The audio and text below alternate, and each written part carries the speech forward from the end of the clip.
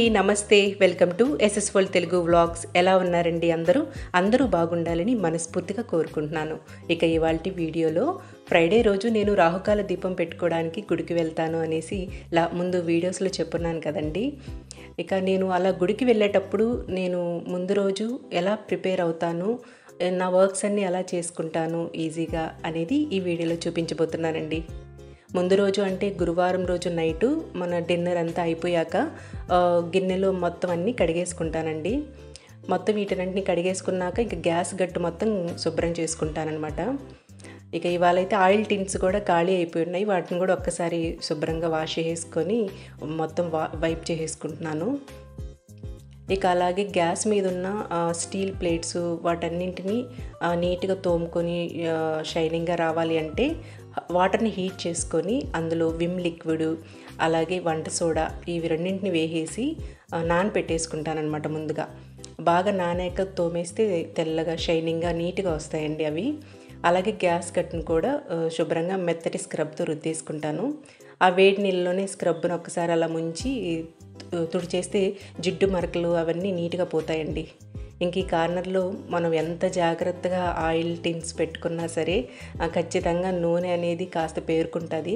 అక్కడ కూడా కాస్త హాట్ వాటర్లో ముంచిన స్క్రబ్తో రుద్దేసుకుంటే శుభ్రంగా పోతుందండి. అలాగే గ్యాస్ గట్టు బ్యాక్ సైడ్ కూడా ఖచ్చితంగా నూనె చిట్లు అనేవి పడి ఉంటాయి కదా, అక్కడ కూడా ఒక్కసారి శుభ్రం చేసుకుంటాను.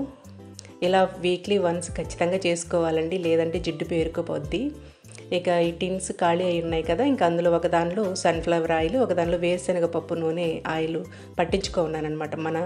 మన తోటలో పండిన పప్పుతోనే నేను ఆయిల్ పట్టించి పెట్టుకుంటాను.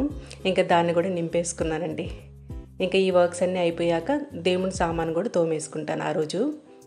మెయిన్ ఈ వర్క్స్ అయిపోతే నెక్స్ట్ డేకి నాకు ఈజీగా ఉంటుంది అనమాట.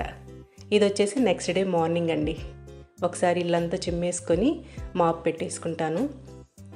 ముందు రోజు ఆ వర్క్స్ కానీ ఎప్పుడైనా డిలే అయిపోతే నాకు చాలా బర్డన్గా అనిపిస్తుంది.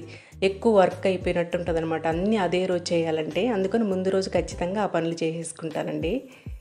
ఇక ఇల్లు తుడిచే వాటర్లో వచ్చేసి కాస్త కళ్ళుప్పు, కొంచెం పసుపు, అలాగే కర్పూరం బిళ్ళలు అనేవి కూడా వేసుకొని తుడిచేసుకుంటాను. మంచి సువాసనతో చక్కగా ఉంటాయి అన్నమాట కర్పూరం బిళ్ళలు యాడ్ చేయడం వల్ల. బెడ్రూమ్స్లో కూడా మంచి స్మెల్ వస్తుందండి. ఇక ఒకసారి ఇల్లంతా మాప్ పెట్టేసుకొని స్నానం చేసేసి వచ్చేసి ఒకసారి స్టవ్ మీద కూడా బియ్యం పిండితో ముగ్గు పెట్టేసుకొని 4 మూలల పసుపు కుంకుమ అనేది వేసుకుంటున్నాను. ఇవన్నీ ఇప్పుడే కాదండి, ఎప్పటి నుంచో మన పాతకాలంలో కూడా ఇలాగే పొయ్యిలు ఉండేవి. పేడతో నీట్గా అలుక్కొని చక్కగా పసుపు కుంకుమలు వేసుకునేవాళ్ళు 3 మూలల. అమ్మవాళ్ళు అప్పుడు అలాగే చేసేవాళ్ళు, చాలా కళగా ఉండేదన్నమాట. ఇప్పుడైతే అన్ని స్టవ్లు వచ్చేసాయి మనకి. ఇక అలాగే గడపను కూడా పూజించేసుకుంటున్నాను. ఇలా పూజించుకోవడం అంటే నాకు చాలా ఇష్టం అండి. అందుకే అసలు నేను పెయింట్ కూడా చేయించుకోలేదు. అస్తమానం ఇలా తడితో రుద్దేస్తే చెక్క పాడవుతుంది అంటున్నారు ఇంట్లో వాళ్ళు. కానీ ఇలా ఇష్టం అనమాట నాకు, ఇట్లా బియ్య పిండితో ముగ్గులు పెట్టుకొని పసుపు కుంకుమలతో అలంకరించుకోవటం అంటే. చూడాలి ఫ్యూచర్లో పెయింట్ వేసుకోవాలో లేదో ఆలోచిస్తున్నాను.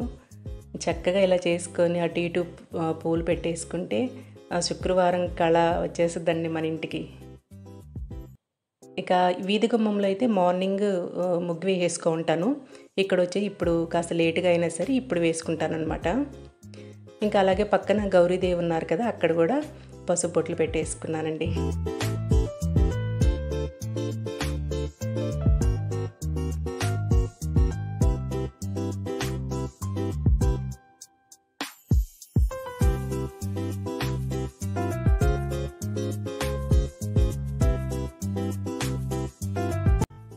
ఇక ఆ తర్వాత మల్లెపూలు తెప్పించుకున్నానండి ముందు రోజు 1 లీటరు.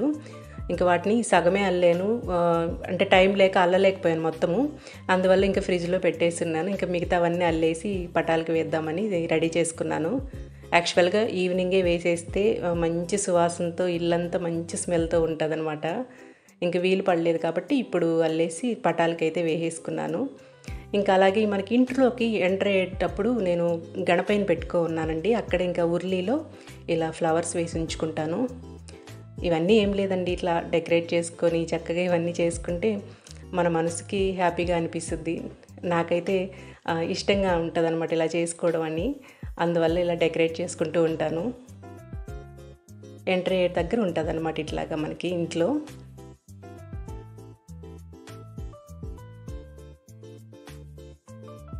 ఇక అలాగే ఇక్కడ ఈశాన్యం మూలలో చిన్న గణపయ్యని పెట్టుకున్నాను, పంచలోహాలతో ఉన్న గణపయ్యని. అలాగే ఓంని పెట్టుకున్నానండి. అంతకు ముందున్న ఇంట్లో కూడా చెక్కతో ఉండేదన్నమాట. ఇంక ఇక్కడ వచ్చేసాక మనం గ్లాస్తో పెట్టించుకున్నానండి. ఈశాన్యం కార్నర్ అనమాట అది. ఇక పూజ అంతా చేసుకున్నాను. పూజ చేసేటప్పుడు వీడియో షూట్ చేయలేదన్నమాట. వీడియో షూట్ చేస్తూ ఉంటే కాన్సన్ట్రేషన్ వీడియో మీదకి వెళ్ళిపోతుంది. అందువల్ల పూజ అంతా అయిపోయాక ఒక క్లిప్పింగ్ అనేది తీసానండి. ఇక పూజ అంతా అయిపోయాక ఇంకా టైం అయిపోతుంది. 10:30 కల్లా అలా రాహుకాలం వచ్చేస్తుంది కదా శుక్రవారం రోజు. ఇంకా దీపం పెట్టడానికి గుడికైతే బయలుదేరాను. ఇంక ఇవాళ అయితే స్కూటీలో వెళ్తున్నాను. ఈ మధ్య నేర్చుకున్నానండి ధైర్యంగా వెళ్ళాలనేసి. 2-3 వీధులు అవతలే అనమాట. మెయిన్ రోడ్లో వెళ్ళలేకపోతున్నాను, కానీ ఇంకా దగ్గరే కదా మెల్లగా స్కూటీలో అయితే బయలుదేరానండి. అదండి ఇవాల్టి వీడియో. వీడియో నచ్చితే లైక్ చేయండి, ఛానల్ని సబ్స్క్రైబ్ చేసుకోండి. ఉంటానండి. Thank you.